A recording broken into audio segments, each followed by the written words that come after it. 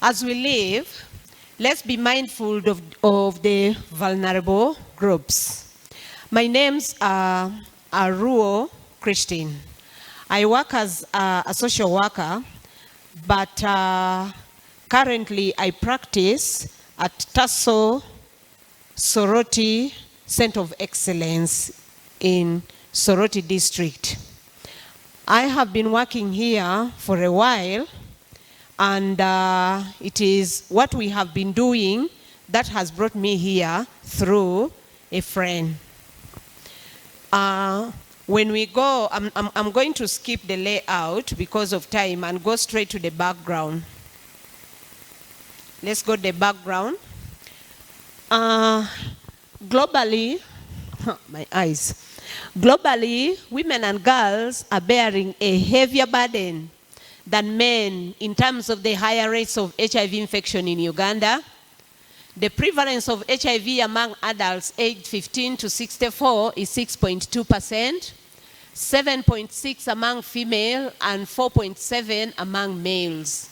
In the Soroti region, which covers 10 districts, the HIV prevalence is still high at 5.5% and 3.6% among the females. Gender norms make women more vulnerable economically. Cultural practices such as inheritance laws and restricted the transfer of wealth, property to women is a problem. And then women are less educated, therefore have limited access to HIV information services. Women being more affected by HIV and AIDS than men increase the number of children affected and infected via mother-to-child transmission. In this picture here, you can see that this is a client, these are clients receiving ART services at a CDDP.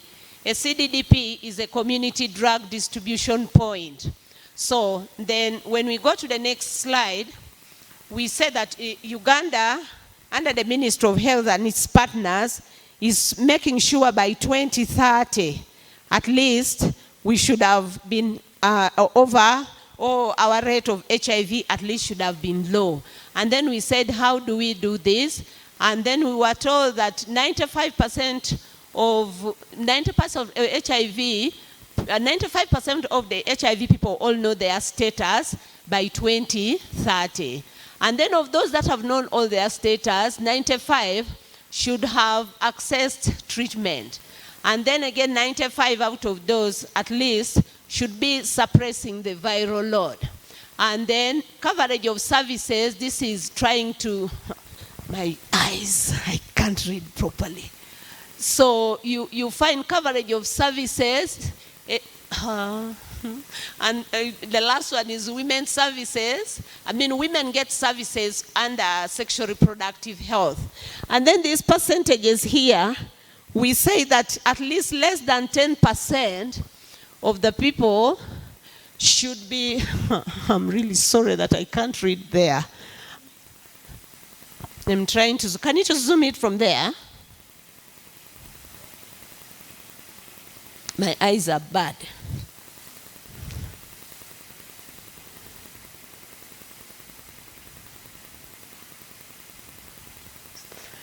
Yeah, thank you. I'll go back to at least 95% of women can access sexual reproductive health, and also 95 use combination prevention. So we say that less than 10 experience stigma and discrimination, and then less than 10 also don't face gender-based violence. So these are some of the things that we think by 2030 will have supported us. The next slide, please. And in the next slide, help me. In the next slide here, we are trying to say that the strategic roadmap to achievement of 2030 AIDS targets. We look at that and look at the HIV services. These are services proven to prevent HIV infections or AIDS-related mortality. So we have the enablers, And in the enablers, we looked at a law system or action that positively modifies and modifies the effectiveness of an HIV service. So we looked at the social enablers, service enablers, and system enablers. So that is what we thought that by the end would be able to support us. So then we said, what is lacking? We said, as much as we are focusing on 95, both case identification, which currently is at 97%, and linkage, which is currently at 96%, these indicators are below the remarkable improvement. However, the viral suppression, which is 76, this is what is at the center, which we are trying to work towards to make sure that we improve on the viral suppression. And then we say, what causes this, especially people not suppressing their viral load? We have client-related issues. The client-related issues, one of it being poor adherence, stigma amongst the clients. We have socio-economic challenges that people have, especially poverty. Then we have also provider challenges. Somebody here talked about knowledge, the capacity, and then also the health systems challenges that we have. So these are some of the things that we are lacking. Now, after seeing all these problems, this background here, of course, we make friends. Personally, I lost my father to HIV. I lost my sister to HIV. I lost a number of relatives to HIV. And that is one of the things that keeps me working with HIV/AIDS people, seeing how to support them, having passion for them. I have worked in a HIV-related organization since 1992. So we come up with a project which comes to support, which is the Mustard Seed Project. Now, the Mustard Seed Project, its background is a grassroots community-based organization that champions socioeconomic and health interests of HIV-positive women. It is registered as an organization under the Registration of Groups Act by the Director of Social Services. What is the goal of the Mustard Seed Project? To advance women living with HIV with socioeconomic and health interests to alleviate HIV burden in Uganda. The objective is to support changes that will provide a better quality of life for women living with HIV and reduce the HIV/AIDS burden.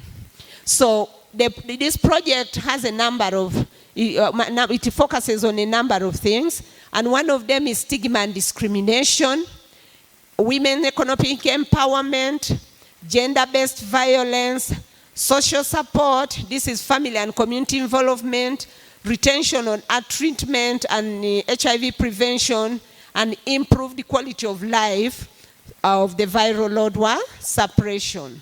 So here, we use music, dance, and drama. The next slide. We use music, dance, and drama to sensitize community about HIV. And then when we go to sensitize the communities, we then get the opportunity to test people.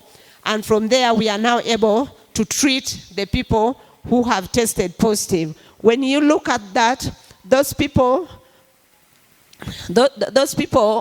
are bringing up a drama showing about the importance of having good families, and then also the importance of having the mosquito nets. It is a video, but we cannot show it. Now, with 1 minute. Yes, please.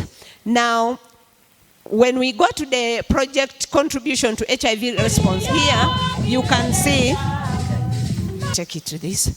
There you can see a counselor doing ISC, that is intensive adherence counseling at home. And then here, a counselor home visiting a non-suppressing client, trying to counsel to see how to help her.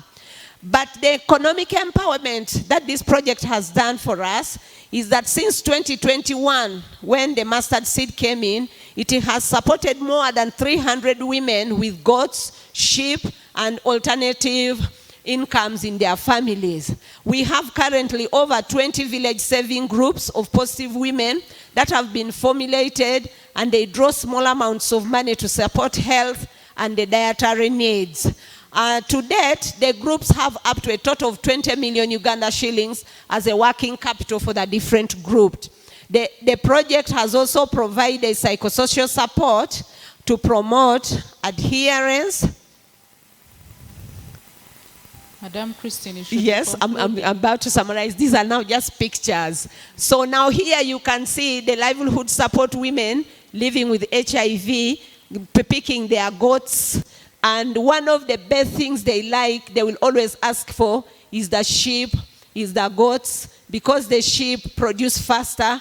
So they are able to use this sheep to sell, be able to take their children to school and do other things. So I would like at this time to thank again the Mustard Seed Project for supporting our women. Here you can see women attending to their village saving group. And as they attend, they discuss on a number of things of supporting one another and development. So I want to say thank you very much. Thank you very much for an informative project. What impact has this project made?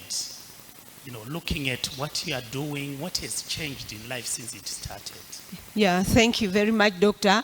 Yes, this project has made quite a number of impact, because I talked about the mothers.